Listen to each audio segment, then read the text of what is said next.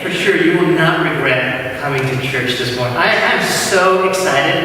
I've been waiting for this moment for quite a while, trying to secure this wonderful, powerful, beautiful soul that God is gifting us with this morning at Embrace Church.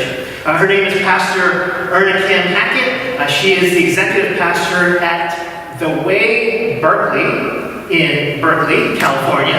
And previously to that, well, she's only been there for I think about a year, and she's been on staff for InterVarsity Christian Fellowship for many, many years now in Southern California. I believe she is herself a musician and an amazing vocalist. I hope I'm not embarrassing you with all of these things, but most importantly, I know that she is such a powerful servant of God who has a message for us to hear today and to stir us and to challenge us. And so, without further ado, would you help me give a warm embrace welcome to Pastor Erna.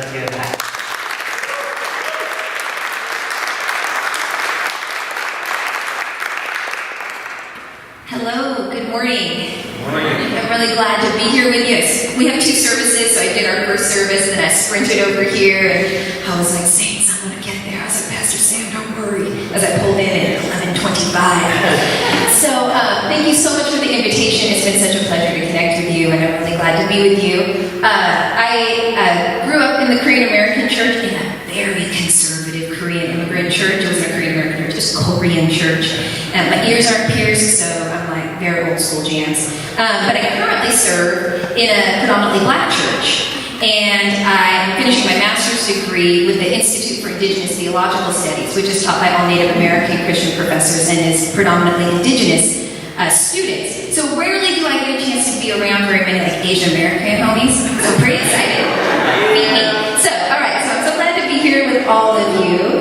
And this is, I'm glad just to talk with you. So, in the week after Easter. So, how many of you are just riding the Game of Thrones train? Like, just raise your hand if you are living that life. All right, I understand it's like a big weekend for a lot. Some of you are like doing some Marvel comic universe like peak moment. I'm not even into the MCU situation, but my husband's so scared of spoilers. I literally said to him yesterday, like, oh, I hear the reviews are good. He goes, stop giving me spoilers! He like turned away from me, walked away. But that's not my work. But I am a Game of Thrones nerd. Okay, like, he read all the books until like 10 years ago, or like 8 years ago when this whole thing started. We were ordering the DVD set like 9 months after it was on HBO, because back when it came out, HBO was like way too fancy. Now you can just get it with Amazon Prime, but back then it was too much. So we get it, and we watch it, and now here we are, and it's fun. So those of you who are into Game of Thrones, let me just say, basically, we're at like a 10-year climax of this series right now. And there's like 7 kingdoms, and they lived in relative peace, and then this king died, and then everyone was vying for the throne. And now for years we've been watching people, and like, people that you really liked. Surprise, they're dead. So then you started liking other people. Surprise, they're dead too. I'm not going to tell you who in case you want to start, but you're just like, don't get too attached. And then just when you start, like, you're like, maybe I'll find like this person. Surprise, they're dead too. And now we're like getting closer, and we're just a few episodes away from the end. And it's really interesting to see how, depending on who you think should be on the throne, it changes how people act. Like, if you think this person's going to be on the throne, then it changes all your loyalties, it changes your geography, it changes your methodology. And then you're like, oh, no, I realized I was wrong, therefore that person be dead. Then you're like, okay, I guess I'm going to change my loyalties over here. Oh, and this person's going to rule like this. So I guess that changes my geography and my methodology and where I'm going to go. Does that make sense, right? It's like, who you think is going to rule shapes how you act, and it shapes all your loyalties, it shapes all your attention. And so now as it's like getting towards the end and there's like fewer options for who's going to be on the throne, the question isn't just who's going to be on the Iron Throne, which is that like crazy, it's like multi-sword, dragon, fire, breathed in. I mean, that's just, I love that image, like dragons breathed it into a chair, you go sit on it, rule. Like that's a very potent image.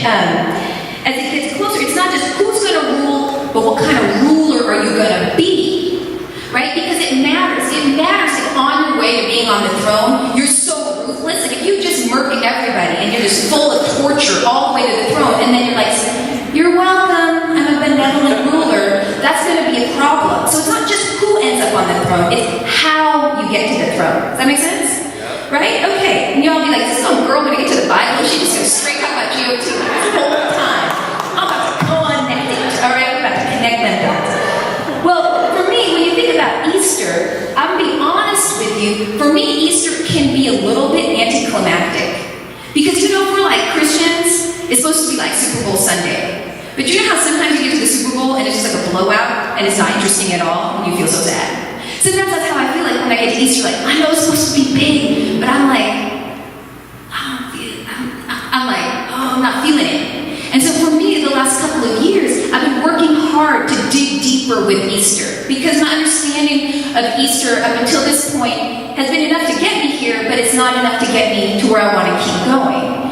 And so as I've been digging deep, one of the things I've been doing is, so as Game of Thrones was coming out, we were waiting for this final season, we went back and watched all the seasons again, because focus and commitment. And then we went back and we rewatched the first episode the night before the last season came out. And the thing is, when you watch the first episode, you see all these things you didn't notice the first time, right? There's all these themes and stuff that mean something else. So part of how I've been going deeper with Easter is to go back to the beginning of Jesus' ministry and go, now that I know where it's ending, now that I know all the way, that's going all the way to this crazy death under, empire, police brutality, unjust court system, racial slur over his head, all his friends turning on him. It's going that far and it's going to be that bad. Now that I know that, if I go back to the beginning, knowing that that's where it's ending, how might I see things differently? So I want to share with you a passage out of Philippians that shapes a lot of my understanding of who Jesus is, and I want to see if that can kind of amplify and expand our understanding of Easter. Amen? Amen. We're out of the Bible. We got this. So we're going to look at Philippians 2. I think we have part of it up there. So Philippians 2 says, have this mind among yourselves, which is yours in Christ, who, though he was in the form of God, did not count equality with God something to be grasped. I'm going to just go to the next one. But emptied himself, taking the form of a servant. Being born in the likeness of men and being found in human form, he humbled himself and became obedient unto death, even death on a cross. All right, take me back. We're going to go back to the beginning of that section. Having this mind of yourself, which is yours in Christ, though he was in the form of God. That's the beginning. So let's just think about that. Because a lot of us, we start the story of Jesus like Jesus was born a baby in a manger. No, saints, we got to take it back further. We got to think about, what was Jesus doing in heaven before he came in his tiny baby package? So, I think sometimes we don't have a very good image of heaven because all the pictures of heaven look just terribly boring, right? It's like very fat babies, sleeping on clouds. There's only white people. They all look very old. And you'd be like, why would I want to spend an eternity up there? We need our imaginations today. I think our imaginations are to envision this thing that we've never seen, but we don't imagine heaven as this insane, awesome, amazing, dynamic place. Instead, we imagine it's stagnant, we're very boring, someone's yelling at you not to do stuff wrong all the time. That's terrible. I think it's actually I don't know, it's like an aquarium meets a roller coaster, meets liberation, meets parade, meets power, meets best everything all at one time, plus other stuff I can't imagine. So Jesus is up there, and you have to imagine that Jesus is not limited by time or space. Right? When it says in the beginning was the word, Jesus is speaking stuff into creation. I don't get it. God's there, Jesus is there, they're all there. Your pastor will break that down. All right, but I want you to hold your hand out like this for a second. Now I just want you to say chair. Chair. Is there a chair in your hand?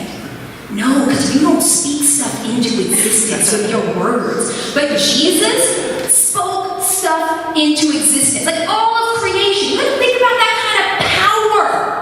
When Jesus cruised around on earth and nature is having a storm. And he's like, I'm not feeling this storm right now. Literally, he goes, I need you to stop now. And nature's like, I recognize you. You made us.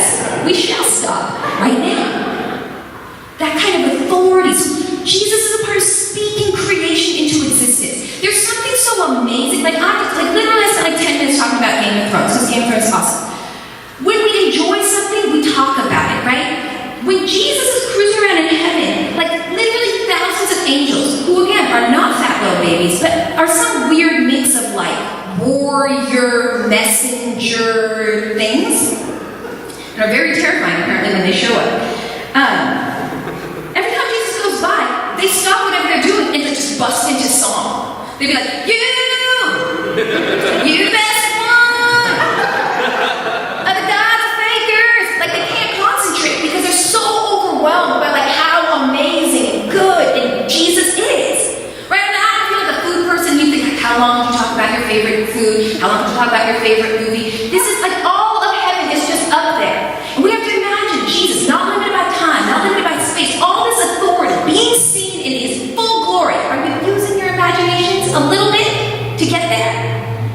Taking all of that and beginning to contain it, bring it down, collapse it, compress it, push it from all of time at once into one particular moment of time. From all places at once to one particular place. From the ability to speak, or just live in his full authority, down to the limits, the packaging, the tiny and fragile container that is one human body. Inside the packaging of a baby, Jesus went from all that to this. I don't think we really think about the distance between there to here enough. But it's insane. Have you guys seen old school Aladdin cartoon? I'm not really feeling live action Aladdin. But old school Aladdin, there's this thing where like the genie comes out and he shows all his powers and he's like, I do this and I do that. And then he goes, itty bitty living space. And then he goes inside his tiny container. That's Jesus. All this power and authority contained inside like a human body. So when I see that, and then I think about the cross, how do I see this movement differently in light of that movement over there? One, it just says to me that there is a trajectory, a movement of Jesus that is such an intense downward spiral that is so radical and so countercultural and so opposite of how everyone who moves towards power moves that I can barely wrap my mind around it. Because then it said, though he was in the form of God, he didn't count equality with God something to be grasped. So it didn't stay here, came down, and then when it came into this tiny human packaging, did he come and just at least live like, I don't know, during a season with like, I was going to say with immunizations, but we're really walking out my backwards right now. Like, in a season with like modern medicine and electricity and like clean water. No. Right, but he's born to this like teenage girl, who's like illiterate, like off in some podunk town that nobody's ever heard of. Can we go to the next slide? Taking the form of a servant, being born in the likeness of men, and being found in human form, he humbled himself and became obedient even to death.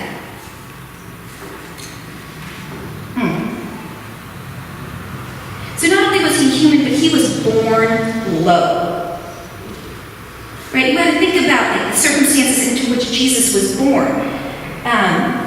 It's not just, I think sometimes because patriarchy, you know what I mean? Like the vast majority of like Christian exegesis has been done by men. When they talk about Mary, Mary's sort of just like a baby vessel. But if you really look at her, this woman lays out like the theological foundation that becomes the book of Luke.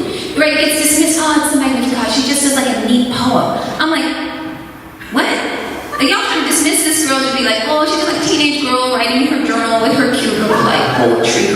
No, she takes this radical reversal, this radical movement of the kingdom of God, and before Jesus preaches his first sermon, she lays it out. Those who are up here are going to come down here. Those who are here are going to go up here. 30 years later, Jesus shows up and basically says the same thing. Right? Jesus, Scripture, God takes the theologizing work of Mary seriously. That's the movement of the kingdom. It's people that get totally dismissed get brought to the center. And so she's not just this like cute little like girl that's just like a baby bucket and then off. No, she partners with the living God, raises his incarnate son, lays out a theological foundation. That's what's going on at the beginning of Luke, and that's what the other stuff that happens to Mary and happens to Jesus early on is they come under intense political persecution. And because of that, they are forced to flee to another country as refugees, probably without proper papers, and live there until the very terrible, very insecure, not even racist, because it's like against his own people, leader dies. Right? So they have to flee to another country. Does any of that sound familiar? Crazy leaders coming up with crazy policies that end up killing children, so they have to flee to other countries. Any of that feel relevant to 2019? That's Jesus' situation. And then Jesus comes back into Israel and he works as a manual laborer for 30 years.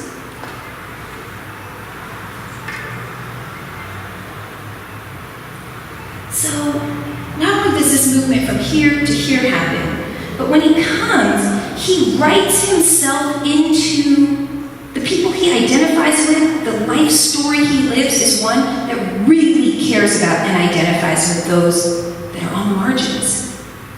Downward, downward, downward spiral. See, so now I can see it started here. I see that he put it inside a human case. I see that how he chose to live was caring, identifying with those who were on the margins. And then he took it even further. Right? You know, I don't know if you guys are familiar with conversations around mass incarceration, around over-policing of black communities, about the war on drugs and how basically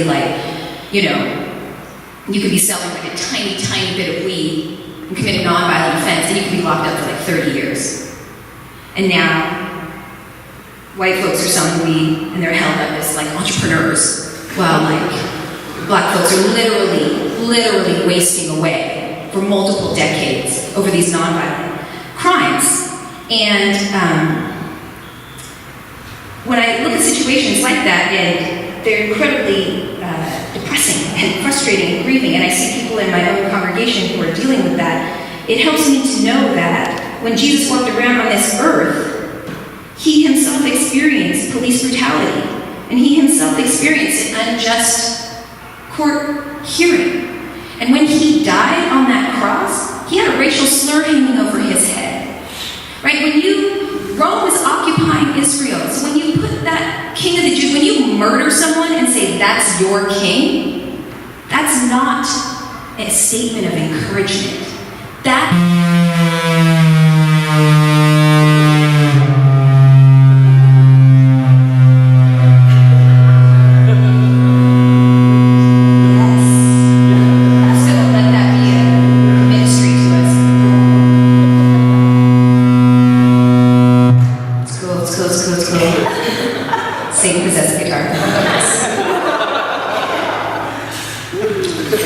You come from a Holy Spirit tradition, you'd be like, see, that was where Holy Spirit was like, get real with y'all, and the devil was trying to shut it down.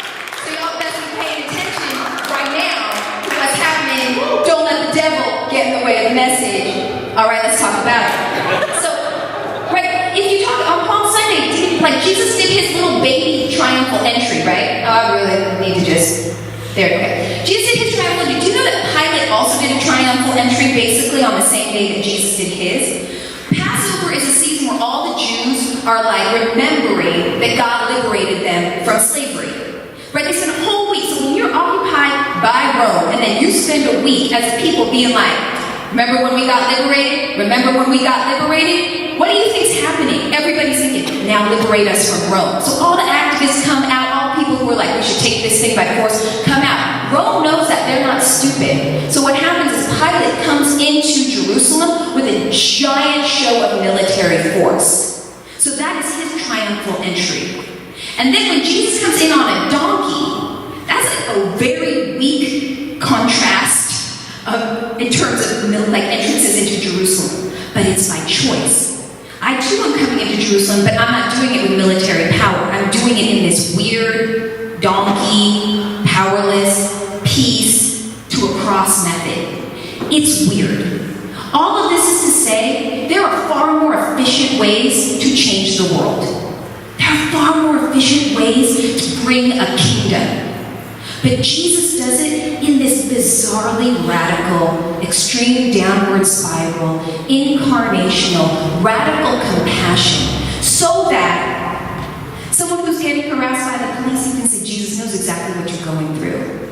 And someone who's in prison, and someone who's been racially profiled, you can say, Jesus knows exactly what you're going through. I have a friend who works in juvie, and he's, goes and sees these kids in lockup.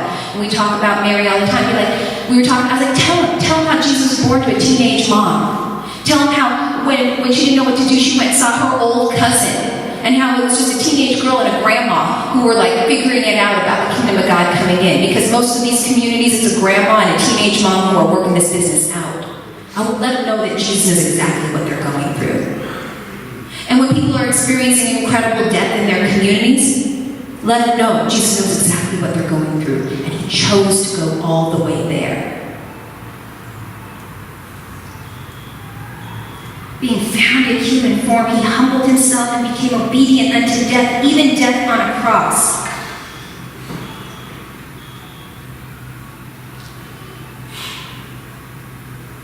The other thing is, when I hear about why and that significance, we say Jesus died for our sins. And that's cool. But it's not enough. I think other stuff that Jesus was doing on the cross, because that's too individualistic of a narrative. Yes, Jesus died for your sins, but you know what? More than just your sins is breaking this world. I need Jesus to do stuff on the cross that's going to fix bigger things than just each individual sin. Because I need him to fix mass incarceration. And I need him to fix what's happening at the border. I seriously need him to fix what's going on with all these shootings. The shooting at the synagogue, the burning of black churches. I really need something that happened on that cross to resolve those things. So if we say all that happened on the cross is Jesus died for my sins, it's not enough. It's part of the picture. That's why I like to go back to John 3:16, where it says, for God so loved the world. Sometimes we collapse that because we have an individualistic theology. We're like, for God so loved me, right? We like exchange the word world for me. But if he really loved the whole world, and that's why he came, why he traveled this distance, then what happened on the cross can resolve all the brokenness we see in the world. That's awesome. That helps me appreciate what's going on here even more. The other thing too is, I can look at what's going on here with all this death because, and it's weird. We talk about resurrection like it's not a big deal, but it's so weird. Because literally in 2019, the only way we think about that is like zombie movies. We're back to Game of Thrones. We did it, and now we'll come back. All right. But it's like, the fact that he faced death, and it means that the very worst evil that the world had, Jesus faced it, submitted to it, and then made a mockery of it. Like, jokes. Like, you think you... you thought you had me with death. You felt like he was winning on that. Right? And for a minute, it's like that second, it's like, slam dunk contest, you know what I mean? Where like someone does it, and they're like, I'm gonna win on that one. And then the next person comes and they like go over a car and a person and then like spin and landing. Like, that's Jesus. You think that he lost. Like, whoa, you went all this way and did all that just to be down here. That's a sad ending of that story. And then he come back and he's like, jokes. I'm mocked with the very worst thing that empire and the evil of this world had. Y'all served it up and took it, and I crushed it. And so every evil we face, we don't have to be afraid of it, because we can go, you know what, even though we're still in the midst of it, what Jesus did here means we can face it. And at some point, that evil is going to be made fun of, and mocked, and crushed. And I'm here for that, because I have an aggressive vibe to me. So, that's some of what I've been thinking about, but I want to take it from the abstract to the more practical. But before I do that, I've been talking for a minute, so I just do want you to take a moment, and of all the things I'm talking about, turn to a neighbor, make a friend, maybe you came alone, maybe, what's striking you so far from what you've heard me say? Right? Just what's one bit that you're like, I'm going to chew on that more. All right? So do some processing amongst yourselves, and I'm going to bring it back and close this out with some practicals.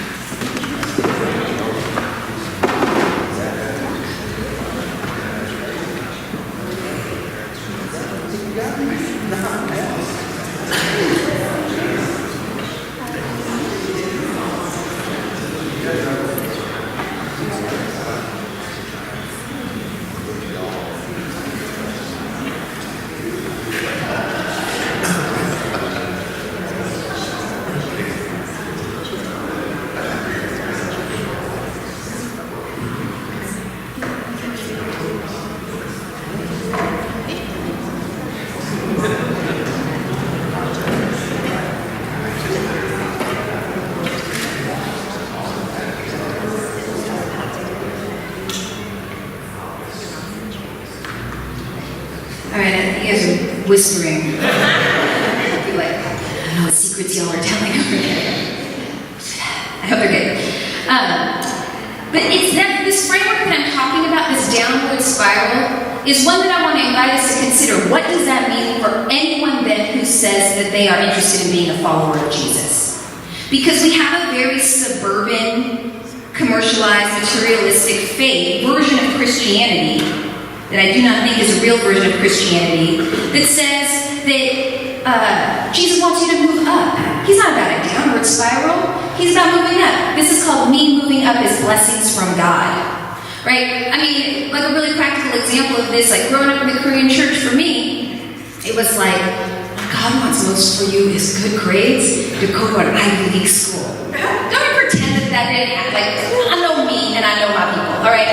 And it was this whole thing that, like, I get it. Like, I understand why our families immigrated and the opportunities they wanted to open up, but that's Korean culture, not Christian theology.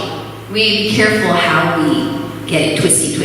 You know what I'm saying? And so, for me, there was deep tension because for my mom, it was like, I'm here to help you move up a hierarchy. That is important. That is what we are here to do. And then as I got more serious about Jesus, I was like, I think we're supposed to be doing a whole lot of downward movement. And this created massive conflict between me and my mom, and my family, and my community. We've been told that following Jesus means just being nice, going to church, don't burn a cross, you're better than the bad ones.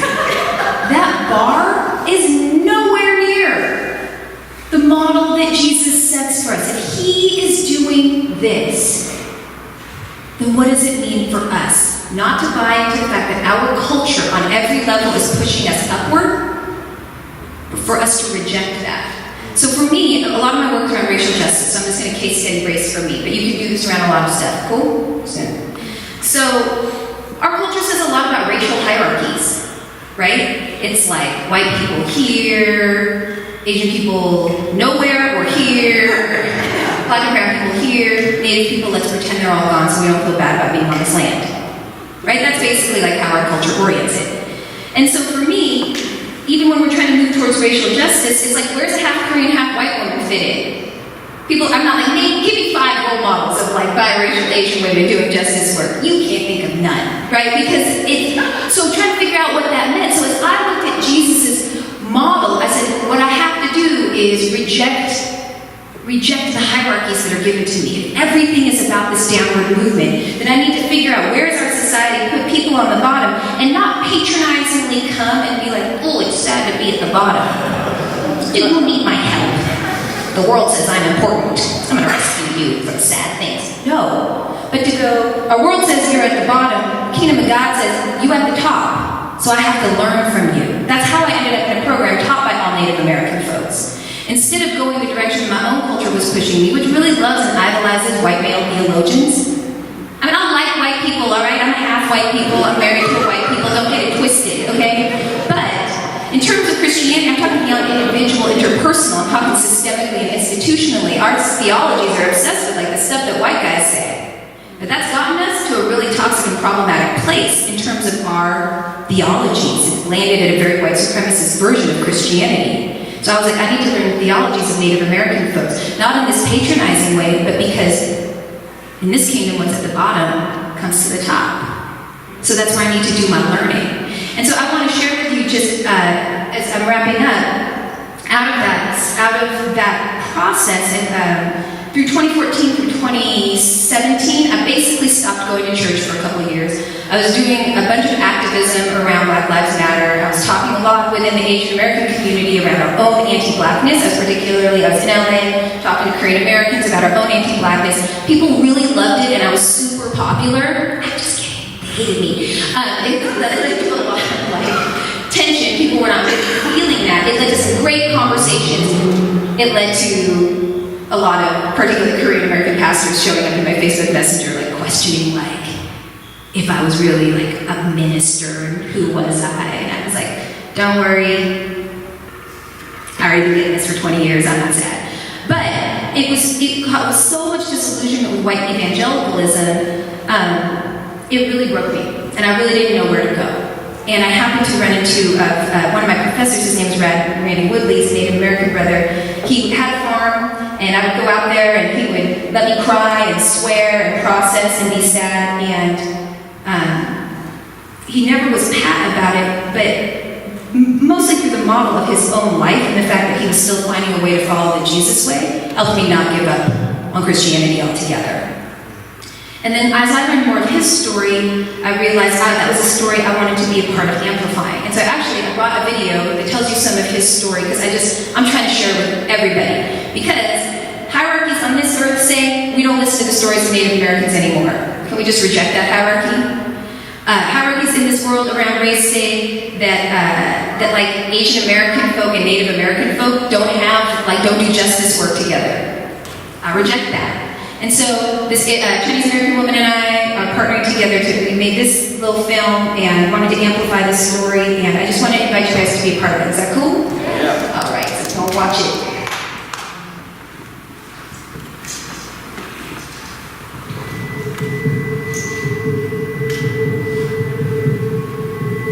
What would you do if a group of violent white supremacists forced you out of your home, took your job, pushed you off your land? In 2006, a white supremacist paramilitary group turned their 50 caliber machine guns onto Elahay Farm. At that time, Randy and Edith Woodley were running a thriving education and cultural center, providing mentoring, leadership development, and job incubation for Native Americans. They had developed a holistic learning and cultural center that served both Native and non-Native people. We were learning to be who we are. A lot of the things that we talked about was about healing ourselves, healing the traumas that we've been through, why our ancestors went through boarding school systems, why the pain is still there.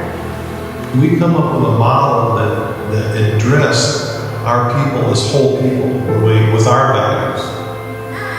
As Elahay was growing and expanding its impact, a white supremacist group launched an intimidation campaign, which included firing machine guns along the property line, anytime, day and night. It was just really scary. Just make sure we don't get the kids outside to play, and especially the boys. The boys were the ones that liked to go outside, and our house was full of windows.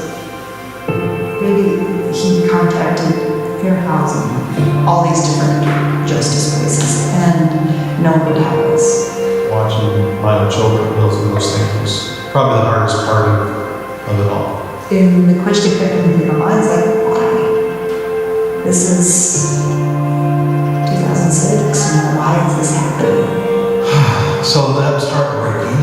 I mean, this is a vision that I carried and really sold, if you will, to others for 5 years.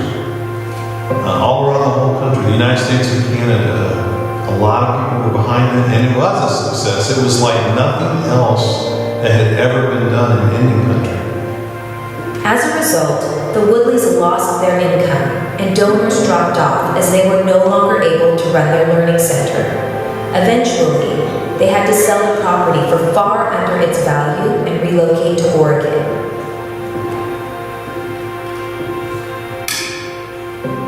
However, the dream of Elahay is not dead, and as Randy moves to retiring from teaching, the Woodleys are ready to resurrect Elahay. They have found a property in New Mexico with land, a building that can function as a learning center and provide housing for students, as well as a farm and vineyard. There's just been this sort of forced movement to northern New Mexico. I think because we have, over 30 years of experience doing the kinds of things that we've been doing and observing, talking about the kinds of things that we've been talking about, and building the kinds of networks all around with the different people that we have now, that it just seems so exciting. Not a lot of fear at all. In this land, it really just sort of feels like it's calling out to me. And it's a beautiful land. It feels worthy of me living the rest of my life out on that land and continuing to do We want people to make this thing a success because Elohim needs to be a success, because our indigenous people need to be a success. And we've realized along the way that non-indigenous people can't really heal without our indigenous people, and vice versa. So we're in this together. We have to move forward together. Elohim is the chance to help build a sacred space.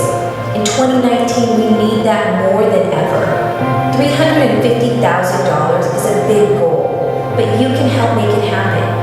You can be a part of building a healing and learning space while setting an injustice right. The Woodleys have gathered, protected, and planted rare seeds on their farm, as well as seeds of hope in the hearts of others for generations. You can be a part of a resurrecting Elohim, and when Elohim is ready, come be a part of the community. So, thanks for letting me share that story. That's me narrating in my soothing narrative voice. I want to share that because for me, I think when we talk about this downward spiral, it's challenging and it's countercultural. But for me, it has led me to places like knowing Randy and Edith Woodley, seeing them, learning from them, partnering with them, seeing how even though they experienced insane violence at the hands of white supremacists, not despairing and going cynical, but wanting to continue to create healing places. We need that, right? I look at the news and every day I can feel like I could spend all day being like, that's terrible, also that as well, that is also depressing me. But then a place that's actually constructing something and forming us, a place that comes out of having seen great suffering, I feel like I want to be a part of that. And I feel like money, it should be like the least hindering thing. So I was like, I don't know where we're going to get $350,000. Maybe some of y'all will be super rich. Throw it at that GoFundMe. I feel great about being like, get all your money.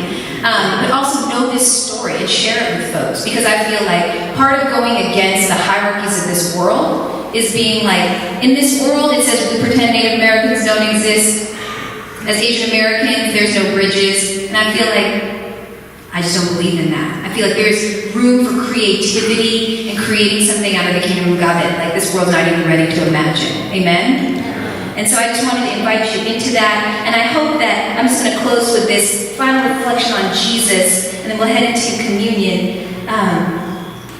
As we're living into this Easter season, and we know it ends here, I hope that you feel pressed to let this reality bring a radical transformation of the trajectory of your life. It's not just about one action, but it's about the whole arc of how you are living and who you are living for. And it is down. But that is where Jesus is at. And so Jesus is so unexpected and compelling.